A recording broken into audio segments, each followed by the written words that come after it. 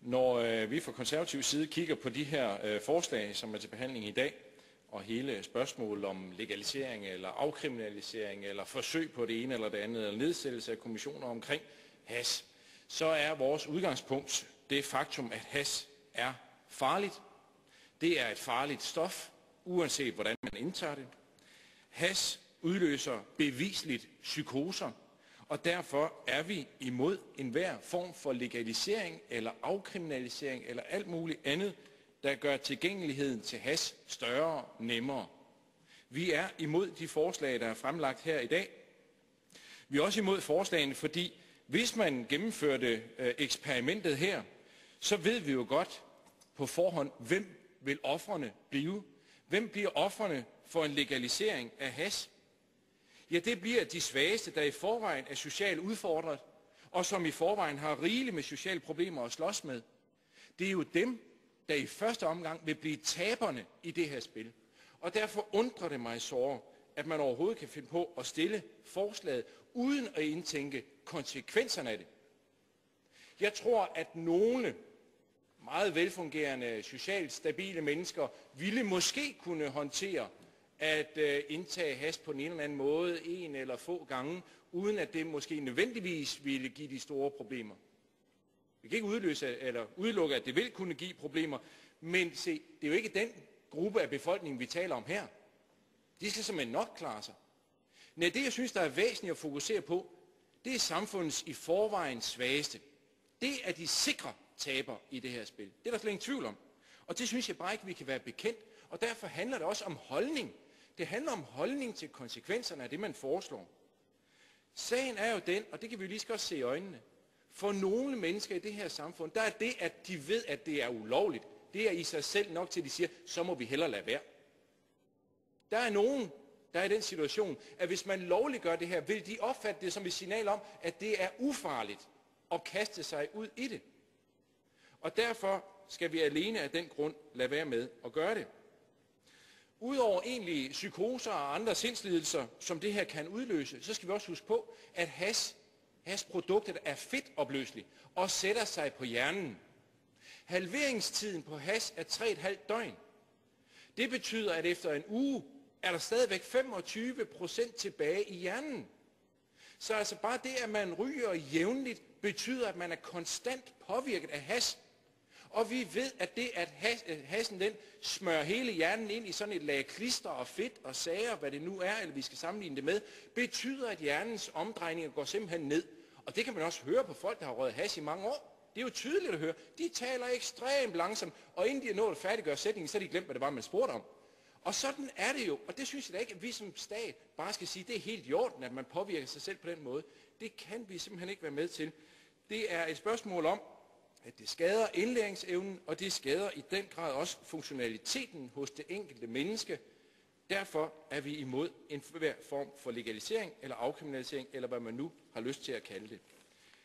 Så hele spørgsmålet om bandekriminaliteten, det er jo en illusion at tro på, at stærkt hærdede kriminelle, der tjener millioner på det her marked, ville sætte sig ned dagen efter en legalisering og sige, nå okay, så holder vi da op med at være kriminelle.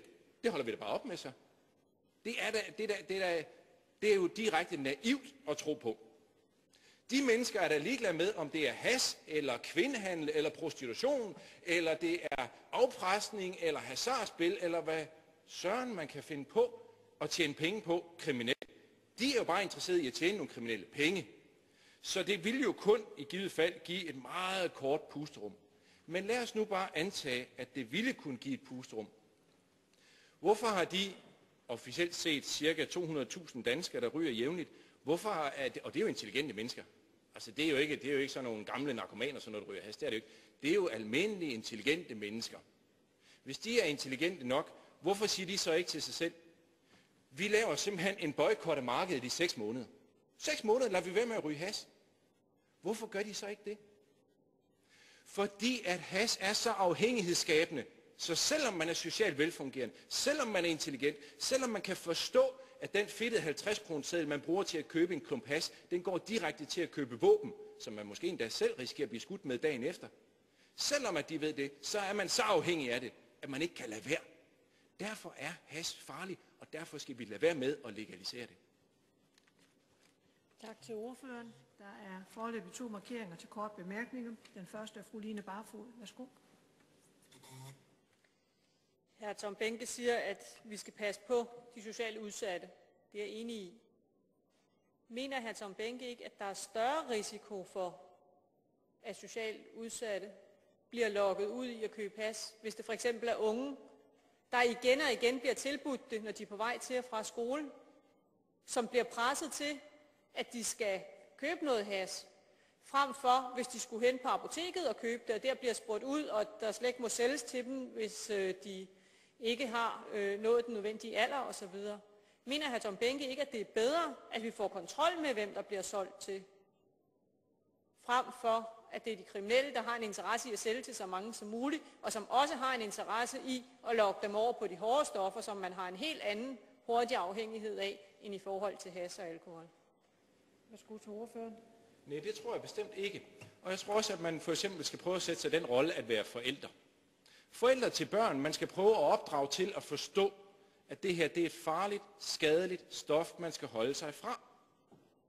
Det er nemmere at forklare, at dem, der står nede i skolegården og prøver på at lokke en til noget kriminelt, at det skal man holde sig fra.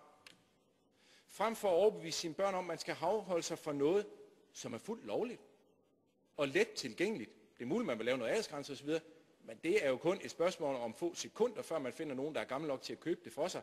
Så sagen er bare den, som forældre, som jeg for eksempel er, der er der også et hensyn i forhold til at kunne overbevise sine børn om, det her, det skal man holde sig fra. Ikke bare fordi mor og far siger det, men også fordi, at hele samfundet tager afstand fra det.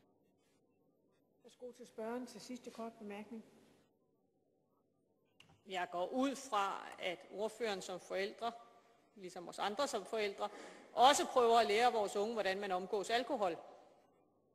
Prøver at forklare om de skader og de risici, der er ved alkohol.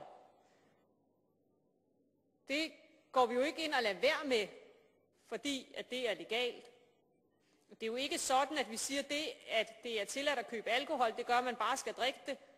Vi fortæller om de risici, der i den grad er, om de mange skader, man kan få, som jo er et langt større samfundsproblem end skaderne efter hash. Men vi skal da også fortælle om, hvad skaderne er ved hash, og vi er da nødt til også at gøre det i forhold til hash, også selvom det er kriminaliseret i dag, fordi der er så utrolig stor tilgængelighed af det. Man kan jo købe hash alle steder, og man bliver mødt hele tiden af nogen, der forsøger at sælge en hash. Jeg synes, hr. Tom Behnke glemmer at forholde sig til den virkelighed, at hash bliver solgt overalt i dag, og at det også bliver solgt til børn, at det også bliver solgt sammen med hårde stoffer, men lader som om, at det er noget, der vil komme, hvis man legaliserer det.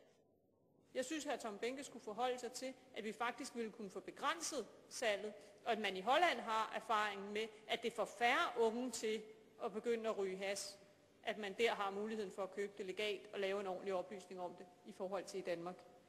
Værsgo til ordføreren.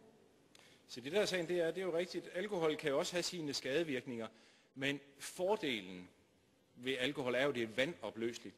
Det er simpelthen fuldstændig ud af kroppen efter 24 timer. Så har man hamrende ondt i hovedet og har fået sig en lærestreg. Det skal man lige passe på en anden gang. Det er jo altså et helt andet stof, vi taler om. Men selvfølgelig skal man stadigvæk som forældre gøre sin indsats og påvirke de unge mennesker og fortælle dem, at det der med alkohol, det er heller ikke bare ufarligt. Det er noget, man skal omgås med meget stor forsigtighed. Men til trods for det, at vi er mange gode forældre her i landet, så er det jo et faktum, at den meget lette adgang, der er til alkohol, og det er der jo også, selvom der er lavet aldersrestriktioner på køb af alkohol osv., så er danske unge jo nogle af de, hvis ikke de, mest drikkende i Europa. Altså det giver jo også nogle problemer, og det viser jo også, hvor svært det kan være som forældre at overbevise sine børn om, at de skal holde sig fra det. Selvom vi er mange, der gør et ihærdigt forsøg på det, og langt de fleste, der går det også godt. Det kan være, at de unge mennesker, de når at få sig en brænder på for tømmermænd, og dagen efter tænker, det skal vi nok lige passe på i fremtiden.